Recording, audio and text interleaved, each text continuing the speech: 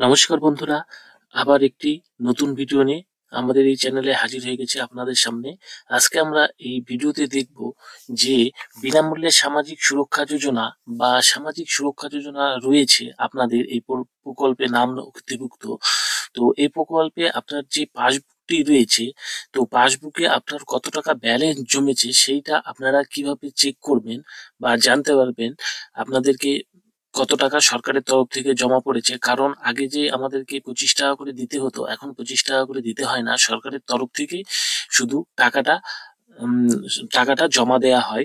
তো আপনারা এই ক্ষেত্রে জানেন না যে আপনার অ্যাকাউন্টে কত টাকা জমা পড়েছে। তো সেইটাই আজকে আমি দেখাবো এই ভিডিওতে। ভিডিও শুরু করার আগে অবশ্যই বলে রাখছি, আপনারা যদি এই পাসবুক পিএফ এর পাসবুকের ব্যালেন্স যদি চেক করতে যান, আপনারা কিন্তু নিজে চেক করতে পারবেন না। তো এই ক্ষেত্রে আপনাদের যে পঞ্চায়েতে এসএলও রয়েছে, এসএলওর কাছ থেকে আপনাকে চেক করতে লাগবে। তো এসএলও কে আপনারা বলবেন যে আপনার পাসবুকে কত টাকা জমেছে, তো আপনাকে দেখিয়ে দিবে কত টাকা জমেছে। চাইলে সেখান থেকে স্ক্রিনশট নিয়ে নিতেও পারবেন, প্রিন্ট আউট করেও নিতে পারবেন। আর যেনারা এসএলওর কাজ করে এই পোর্টালের আন্ডারে, হয়তো কোনো এসএলও জানে না, তাদের জন্য এই ভিডিওটি আমি তৈরি করেছি।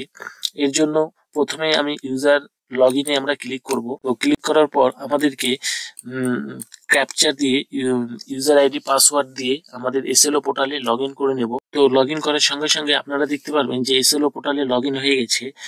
তো এখান থেকে আপনারা একটি অপশন পাবেন, ক্লেম বলে যে অপশনটি পাবেন। তো ক্লেমে আপনাদেরকে ক্লিক করতে লাগবে। ক্লিক করার পর এখানে পিএফ ক্যালকুলেটর বলে একটি অপশন পাবেন, সেইটাতে আপনারা ক্লিক করবেন। তো ক্লিক করার পর এখানে আপনাদের পিএফ ক্যালকুলেটরে একটা এসএসএন নাম্বার চাইবে। তো SSN number, old registration number চাইবে। তো আপনারা যে কোনো একটি সিলেক্ট করবেন, কারণ প্রথমে যে সামাজিক সুরক্ষা যোজনা ছিল সেখানে ওল্ড রেজিস্ট্রেশন নাম্বার দিয়ে আপনারা চেক করতে পারবেন।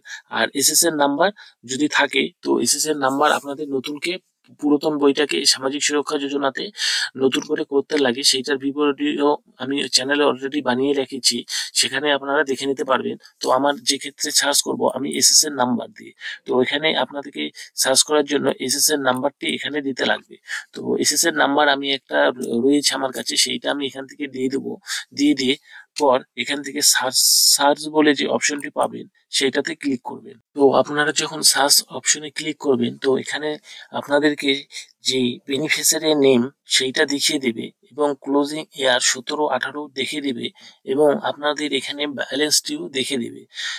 দেখুন এখানে আমার ব্যালেন্স যেটা রয়েছে 14,018 টাকা 37 পয়সা। তো এইটা দেওয়ার পর আপনাদের এখানে 18-19 অবধি ওপেনিং ব্যালেন্স কত ছিল সেইটা আপনাকে এখানে দেখিয়ে দিবে।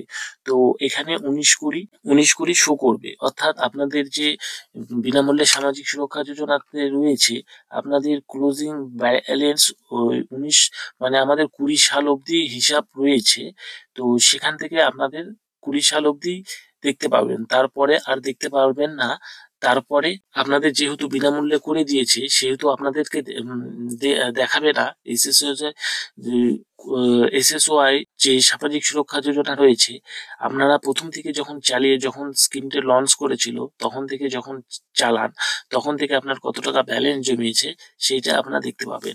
তো এখানে দেখার পর আপনারা click to view closing amount তে ক্লিক করবে। তো এখানে তো আপনাকে এখানে নিচে একটি শো করবে ব্যালেন্স, যেমন 15,111 টাকা। এখান থেকে আপনাদেরকে দেখিয়ে দেবে net PF amount up to 31 March 2020 কত টাকা জমেছে, 16,309 আপনারা দেখতে পাবেন। তো আপনারা এইভাবে আপনাদের যে ব্যালেন্স রয়েছে সেইটা আপনারা কিন্তু দেখতে পাবেন।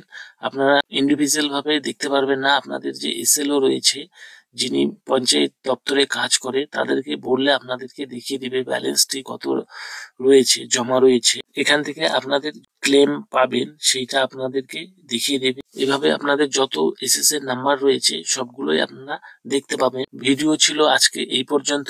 ভিডিও দেখে কেমন লেগে থাকলে অবশ্যই কমেন্ট করে জানাবেন। আর চ্যানেলে যদি আপনি নতুন হয়ে থাকেন অবশ্যই চ্যানেলটাকে সাবস্ক্রাইব করতে ভুলবেন না। আমরা এই চ্যানেলে এই ধরনের ভিডিও প্রায়ই নিয়ে আসি। আমরা আবার আপনাদের সামনে নেক্সট ভিডিও নিয়ে হাজির হব। আজ এই পর্যন্তই। নমস্কার, ধন্যবাদ।